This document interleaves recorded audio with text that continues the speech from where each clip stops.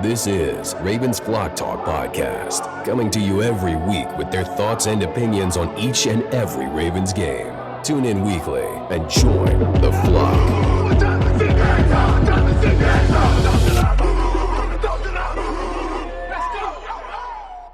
This is Ravens Flock Talk. I am your host, Brandon, and I usually say I'm here joined with my co-host, my dad, but I decided he's a pivotal part of this operation, so I'm joined with my other host. Oh, so you're giving me a promotion. That's Yes. pretty cool. Yes. I like that. I gave him a promotion. You know, we've been doing this for a while.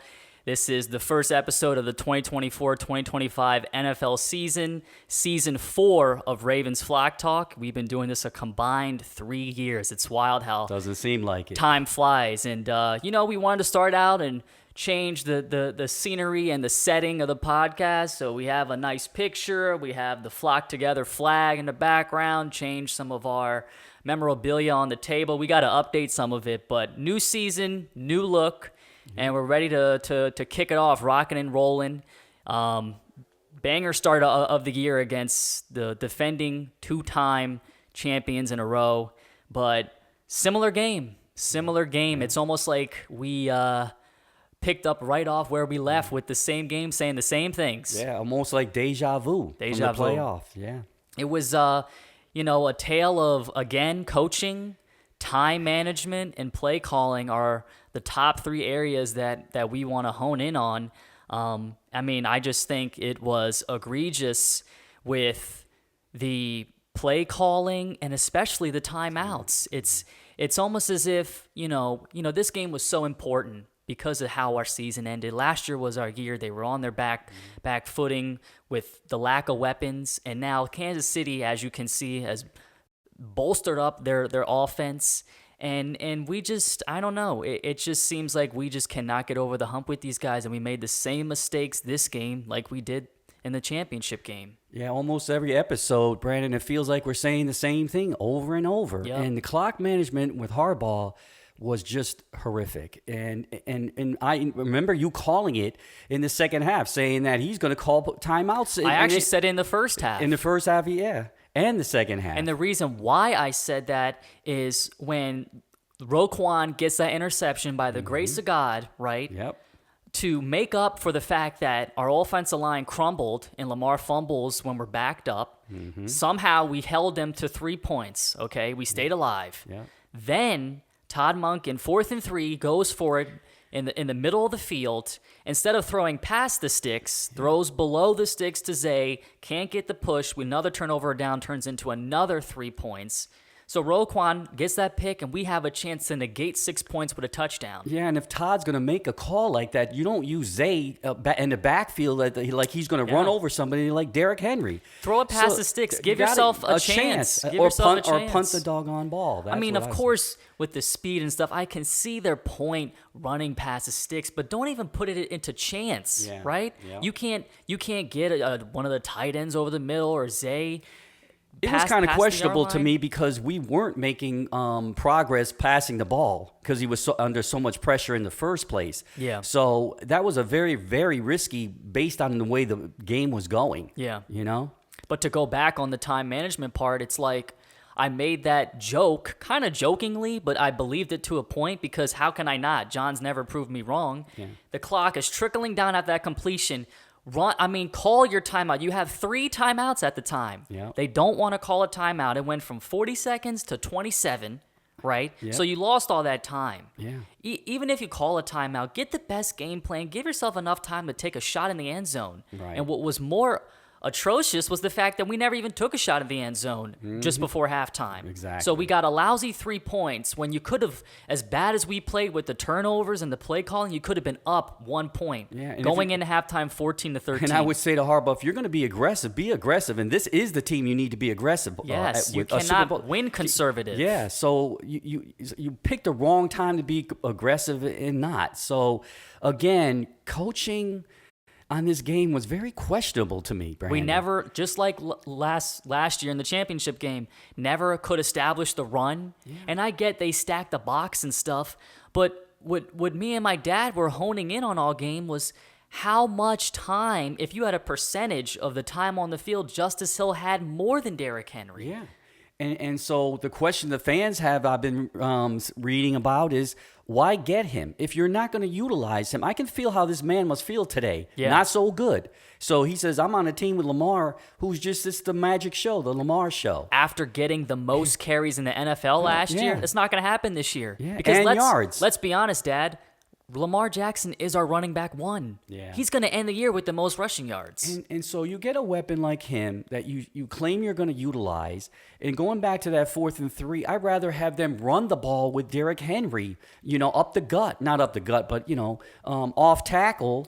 And with Ricard leading the way again. So. Yeah, I mean, it's possible. I will disagree to a point where I wanted a pass, but pass the sticks because the pass play, it would have been really rare to get it on a first down run. I mean, you would have had to really take them off guard. No, I'm talking the 4th and 3. I know, on the 4th and 3. I prefer to pass, but not behind the sticks. And who was our go-to? Who was Lamar's go-to guy with 4th and 2, 4th and 3? It was Mark Andrews. Who was absent the whole game. So not sure what's going on with him if he's 100%. He was absent in the playoff game too. Yeah. I mean, ever since that injury, Yep. it's like he can't get back in the groove. And it's so interesting because he used to be Lamar's safety outlet. Right. I mean, that was They were on the same crucial page. third downs. It was Andrews' time. Yeah, I mean, I would get upset when they kept talking about Mahomes and Kelsey's and their connection. We have our connection in Baltimore. We have just as good. Yeah. So but now, well, I mean, likely I get, the good sign was likely coming up and stepping up like he should. So yeah, I get, you play in the flow of the game, and some games it calls for some guys to step up and others take a back seat. Yeah. And for instance, Kansas City's case, Kelsey took a back seat this game, but rather than last year when he torched us, right? But it just seems like we just didn't even try with Andrews. And he draws so much attention too, especially he was getting double teamed a lot. Yeah, so maybe that freed it up, and maybe that's the case. Yeah, well, we need to take a chapter out of Andy Reid's book then, if that was the case, and make them do the same thing on our 2 tight ends. Yeah. So it was interesting play calling to say the least. It was horrible clock management again. Horrible. I mean, atrocious. How else can you say it? And then, in the press conferences after, they don't even address it. Harbaugh doesn't even address it. And that's the elephant in the room. If I was a journalist in that room, I would be reiterating what the fans are saying and what the fans are thinking and what they want to know. I know. I saw clips of that, and not one reporter asked them about clock management. Not one. There was no sense of urgency at the end of the first half. This seemed to, 1, use every single second to your disposal, and 2, to score. Yeah.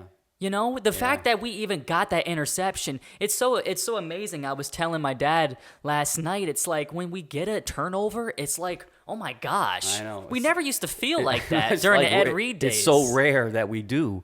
So you do feel like that. But that was such in good field position, and too. And that was a gift, right? Midfield.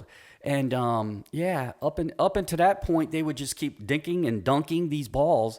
And it's so funny. I've been telling Brandon for years now that Lamar doesn't look to his running backs for the swing pass when they're wide open. Yeah. In this game, we don't know the identity of Todd Monken. It's like every pass was just a 5-yard pass. He was doing it too much, and we were actually playing the way Kansas City should have when they had the lead. Yeah. I mean, it was like eventually you got to take a shot, and we were taking shots when we needed to at the end of the game. But I want to see that earlier. I'm thinking, Brandon, maybe it was because he was so under pressure with this offensive line that's what they to get it out quick. But my gosh, you can't do that 10 plus times a game. I mean, it was the defense is going to figure that out. They're not going to have any deep threat whatsoever.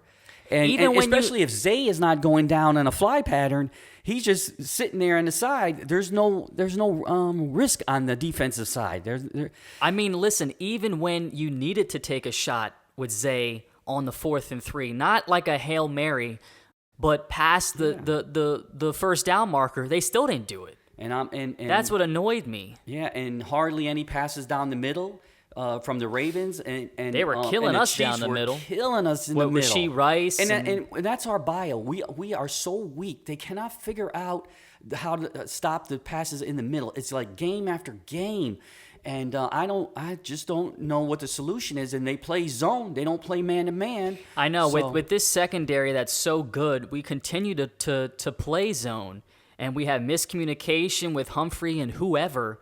And the fact that I was telling my dad this, the fact of the matter is, what's concerning is the two highest players in our secondary, the veterans, are the ones that we're most worried for. Marlon Humphrey and Marcus Williams, that seem to be our Achilles heel. Because Kyle Hamilton hasn't gotten paid yet. Stevens is not getting big money. Yeah. But you can depend on those guys. And you just made me think how Humphrey, at the end of the game on the sideline, had a personal foul against... No, that was Marcus Williams. Oh, that was Marcus Williams? When he hit Mahomes out of bounds. Out of bounds, was it? And you know what? You knew. See, that's when the discipline comes into play. Because Roquan pushed Mahomes. Now, he did have some acting, of course, because that's how Mahomes is. Crowds booing. The refs were not going to make that mistake again. Yeah. And what do you do as a veteran? Team in that jeopardy when you're the leader of the defense. You cannot do that.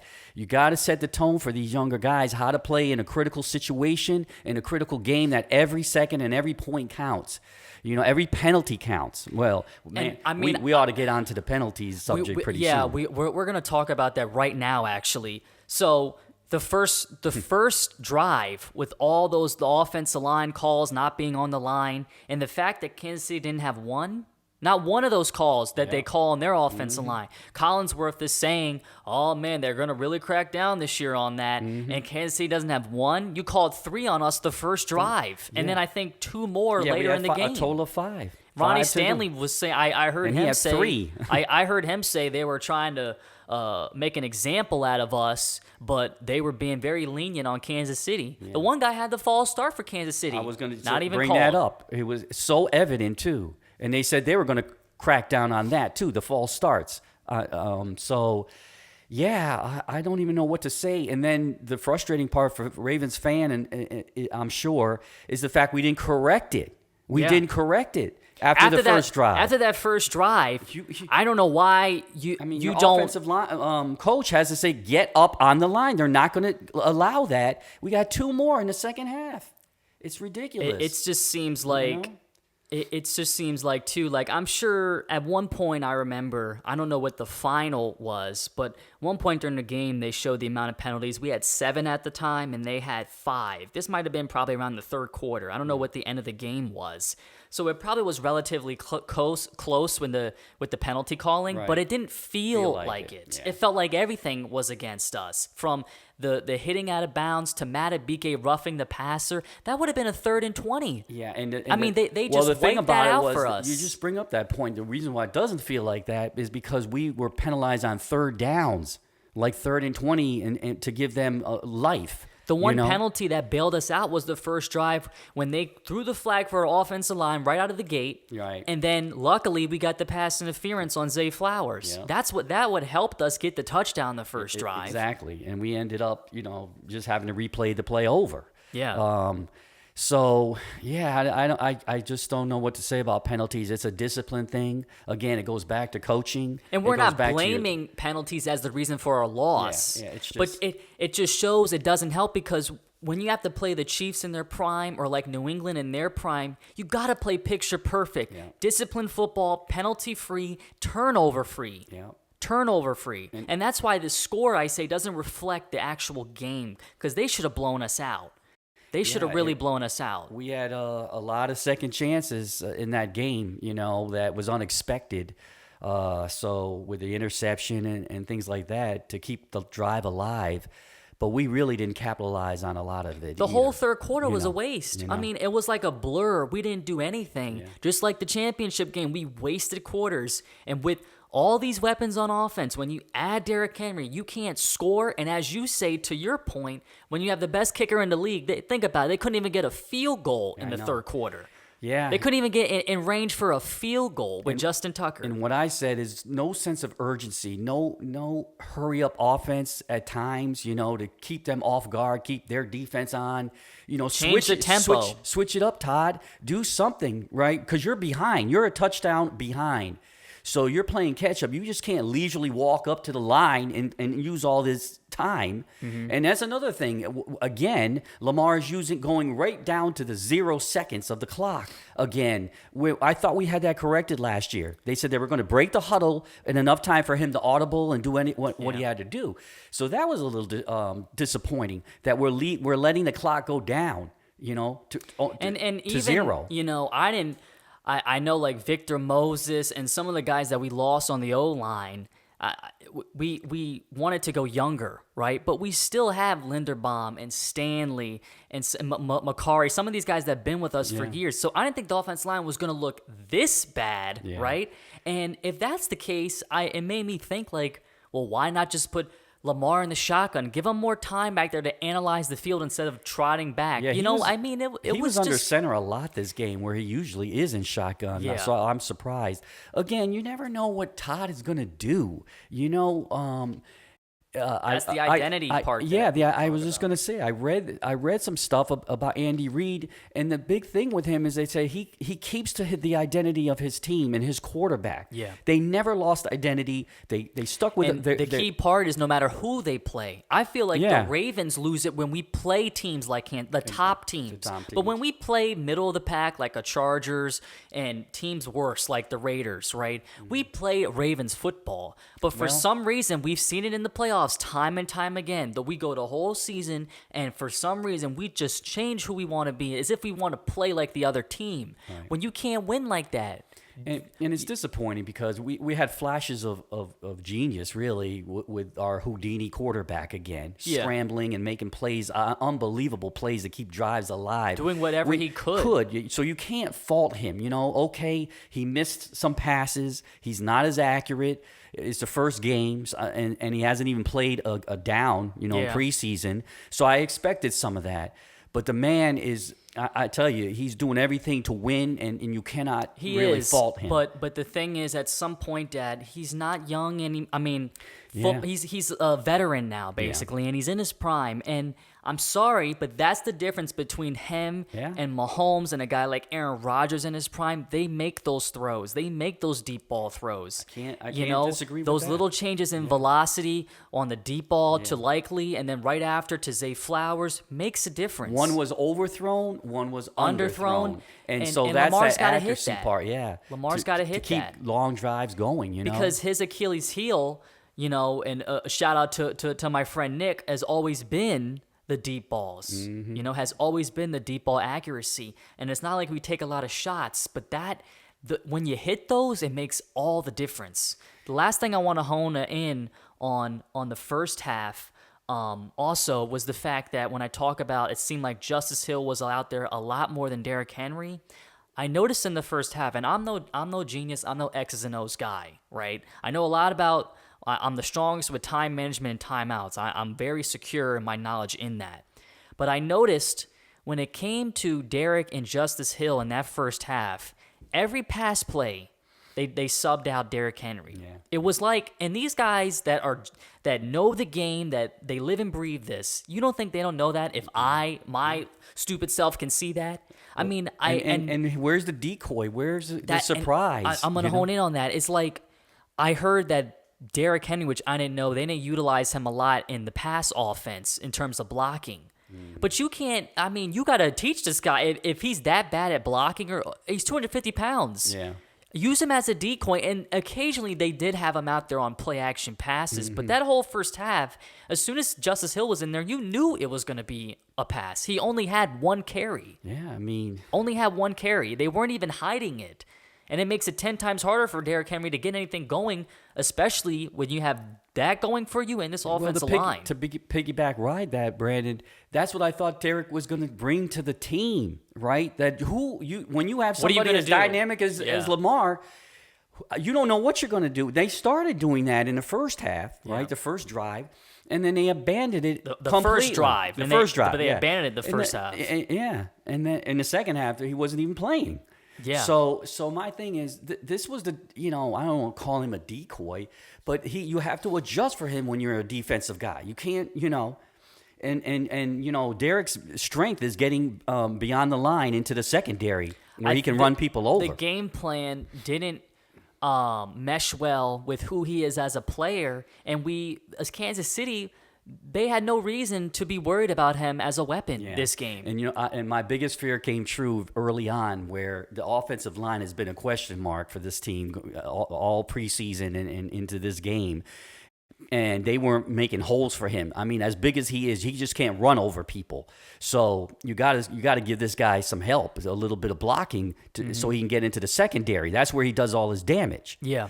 So I want to bring up the defense and a couple shout-outs to Owe and Ojabo. They did pretty well this game because they're going to have to be an impactful edge rushers for this team. And one thing, though, is it should be a universal rule, like an unwritten rule with coaching and in the game of football, to not call a timeout in the third quarter.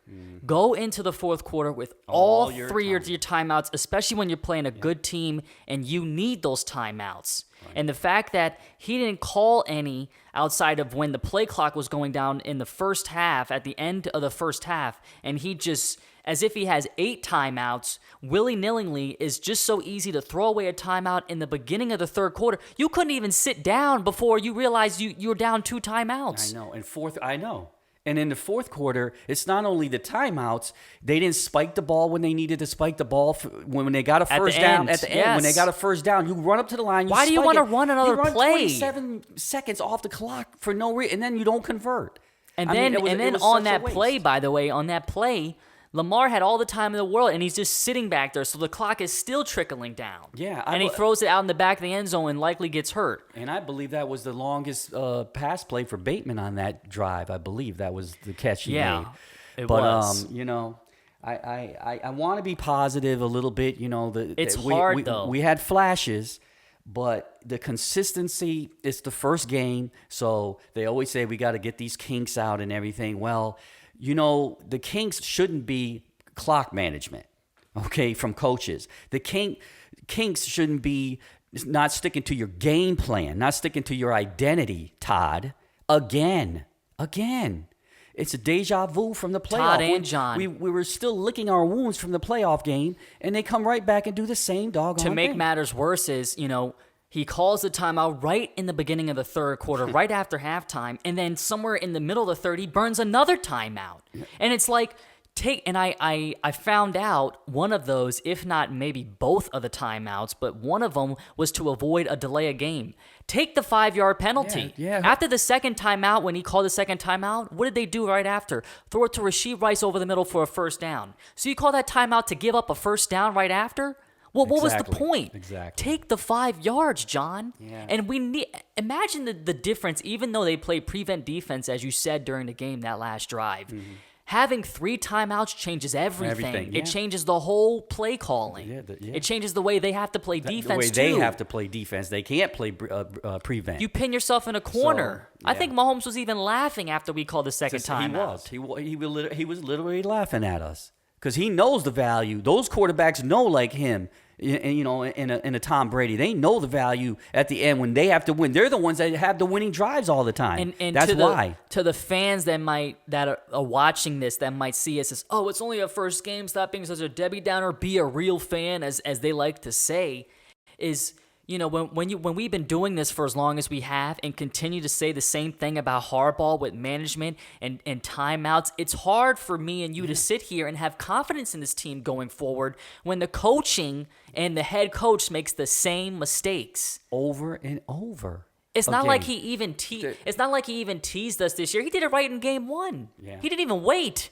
to do the same crap that he's been doing. And Brandon and I had a little difference of opinion at the end of the game. Say they do make that catch, likely does make that catch. Immediately, you saw Harbaugh putting up 2 to go for 2 to win the game. He confirmed that he was going to after the game. And I'm like, no, tie the game. But I don't know. I'm wishy-washy on that, flip-flopping, because, at the end of the game like that, in Arrowhead, Brandon would say, you gotta try it. You got to give him the dagger, and because you can't trust the coin toss. Yeah. And so because if they score a touchdown on the first drive, you don't get the ball. So, it's hearsay because it never happened. Yeah, you just don't know. But it's so interesting to me, right? I'm glad you brought that up because we didn't take a shot at the end zone at the end of the first half to go up by 1 and negate those turnovers, the 6 points we just gave them, right? Yep. Right? And so, but at the end of the game, he's just, instead of playing conservative like we've been doing, with the passing behind the first down marker on the 4th and 3, at the end of the game, all of a sudden he changes his identity and wants to win it all. Wing it in. That's why we say this team has no identity. I mean, pick a lane. Yeah. Kansas City plays the same way, whoever they play. Yeah. But for us, it's like we know we have a good team, but the common denominator is who, everybody?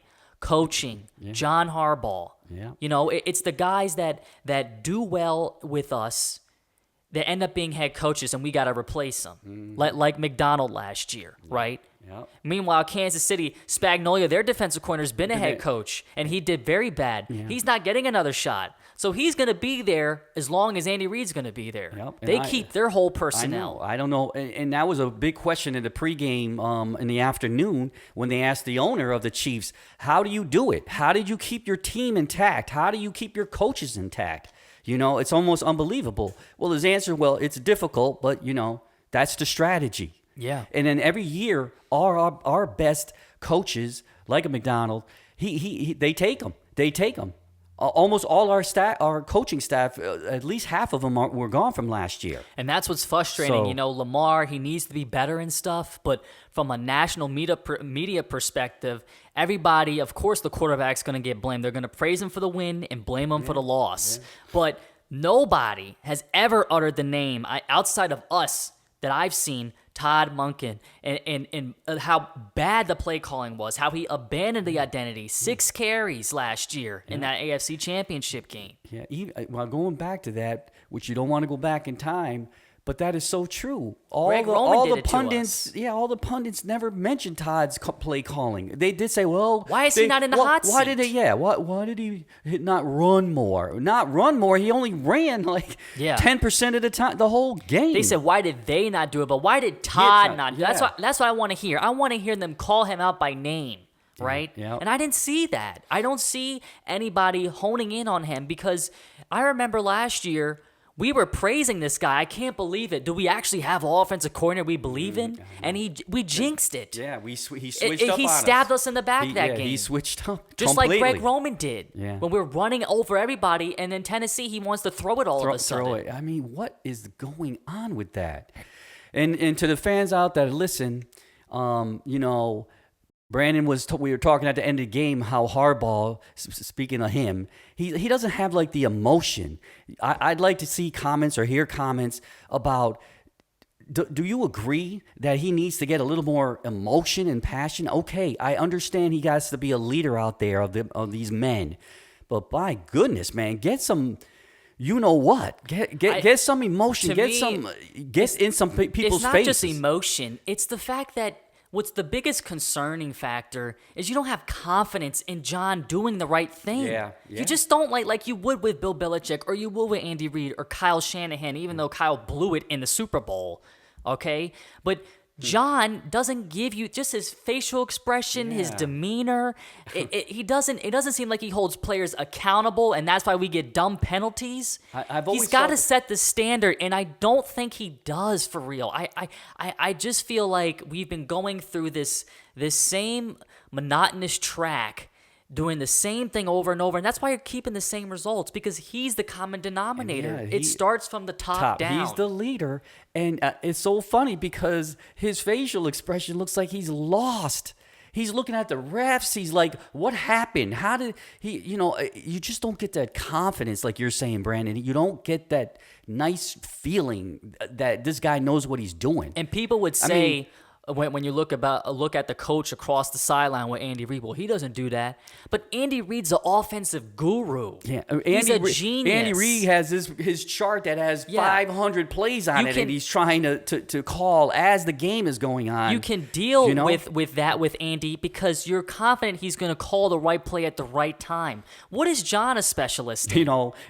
He doesn't call the plays. He doesn't do the defense. Don't give me special teams. That was when 10 plus years ago.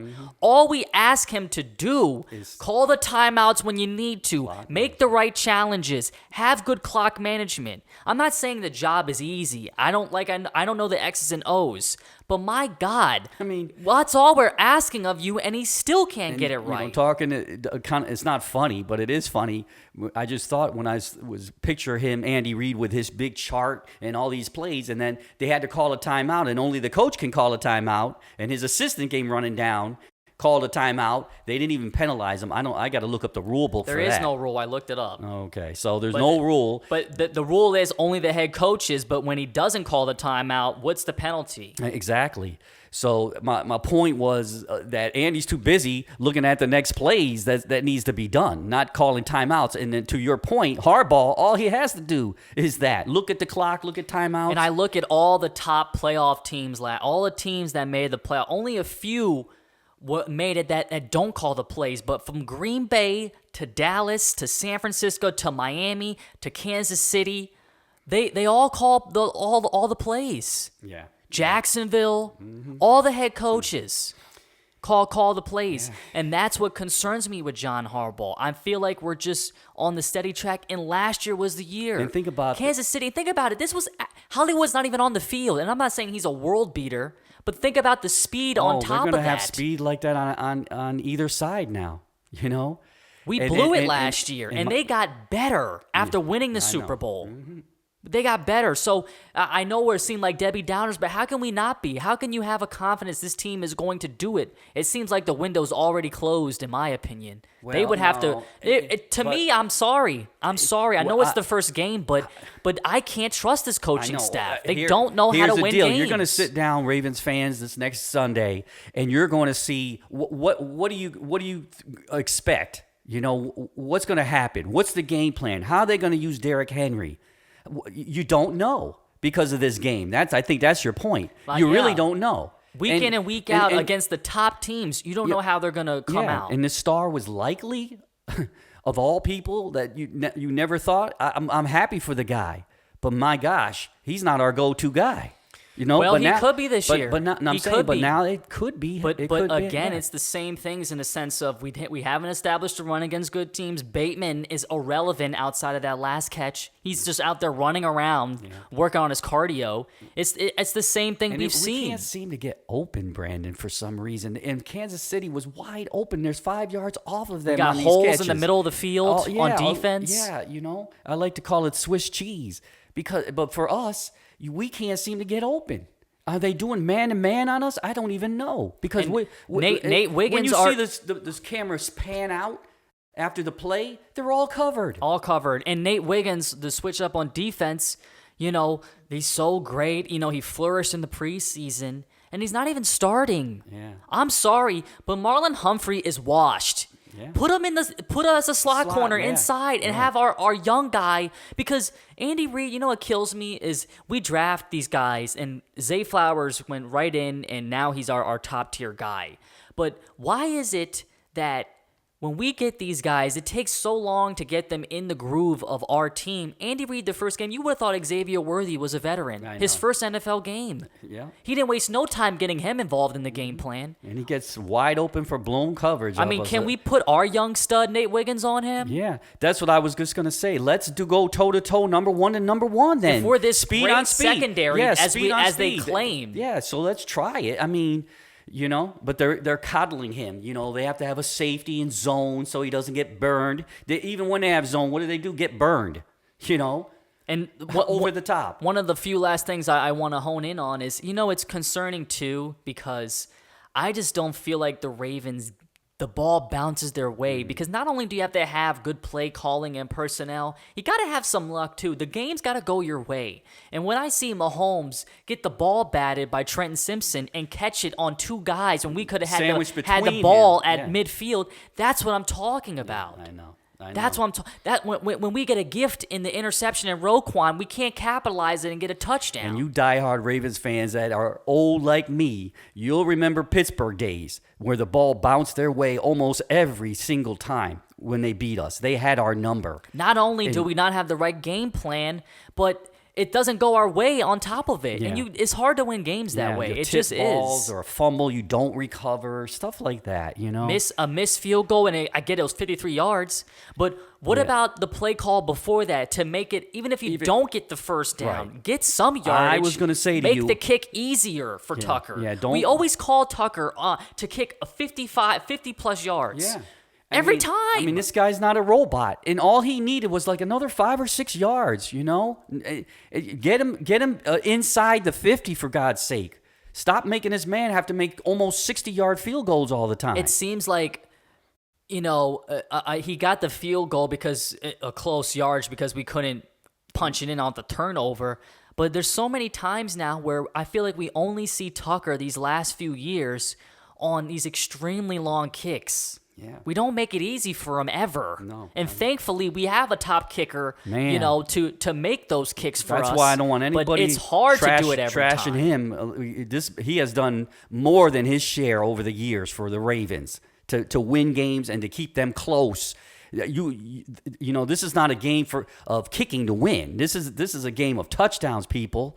Yeah. Start winning double digits. Start pounding on people like we used to do. So anyway, but this game. Last thing I'll say, and then we'll pivot. It was so important to win because of how hard our schedule is, and my dad's like, I don't care who we play, just win the game, and I agree. But the fact of the matter is your season could be over in the first 4 weeks. If you start out 0-4, it's over, right? And we're not going to start out 0-4, but we have to play the Raiders and then Dallas, Buffalo, and Cincinnati. That is no joke. Yeah. So you needed to go all out this game and win this game. Yeah. Because if you got an easy game in the Raiders next week.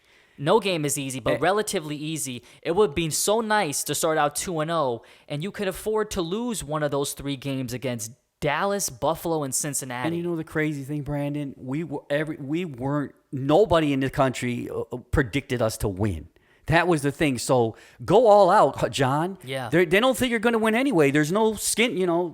There's no skin in the game. They didn't cover us at all in the media. It was a Kansas City parade. You wouldn't even have known who the other team was playing. And we have a 2-time MVP on our team. Yeah. So John, I would say to you and your coaching staff, go for it. Especially in the fourth quarter, in the second half, go for it. Start throwing the ball down.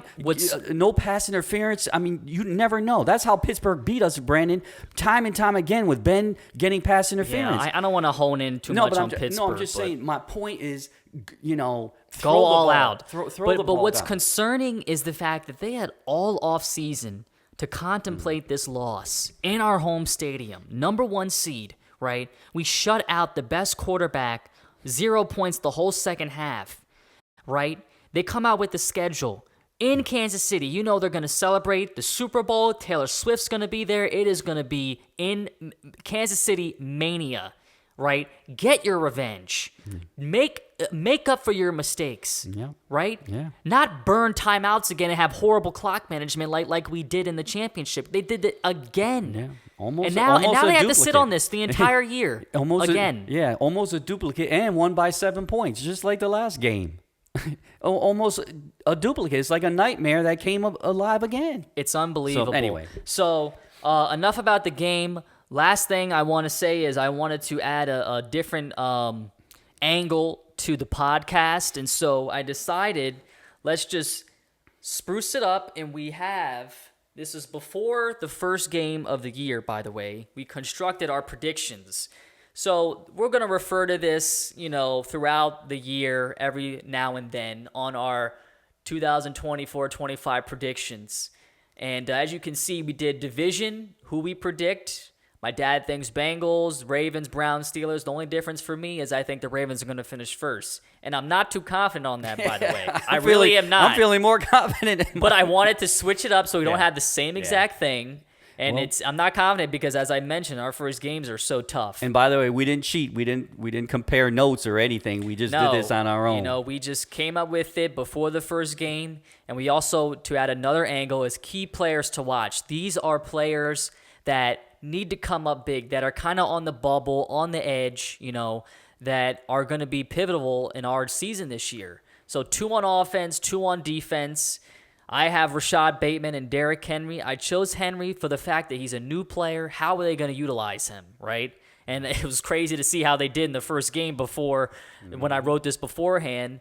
And I have Ojabo and Odafe Owe because, listen, Ojabo, as we all know, has been hurt. I want to see Owe get some sacks. He needs to be pivotal with Clowney being lost, so that's why I chose those two. The only similarity, my dad has Rashad Bateman as well and Stanley. You want to talk about why Stanley? Well, particularly.